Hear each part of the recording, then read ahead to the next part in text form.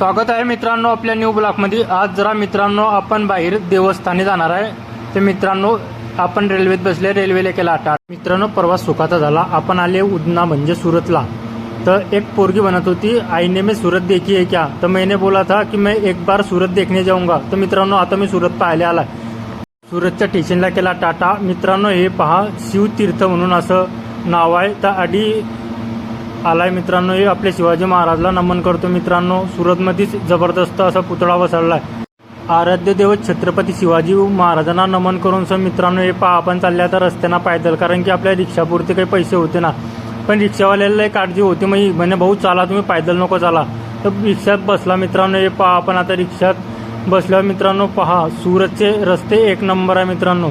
तर सूरतला आपण कशासाठी आले पुढे तुम्हाला सांगतो। हे पहा मित्रांनो आम्हाला बस स्टँड बी लागली, बस स्टँडला केला टाटा। रस्ते ते होते मित्रांनो की बेगजब। मित्रांनो रस्त्याची आठवण काहून येते मला की प्रवास आठवत नाही मित्रांनो। हे पहा मित्रांनो बिल्डिंगा सर्व होतं सूरतमध्ये, लाजवाब असं सूरत आहे मित्रांनो। हे पहा मित्रांनो आपण जरा सूरतच्या मंदिरामध्ये आले दर्शन घ्यायला देवाचं।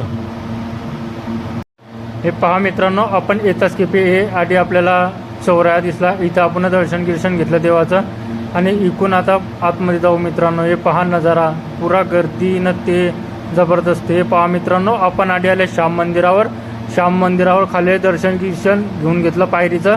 पुढच्या व्हिडिओमध्ये तुम्हाला सांगतो मित्रांनो आतमधलं काय विषय काय नाही।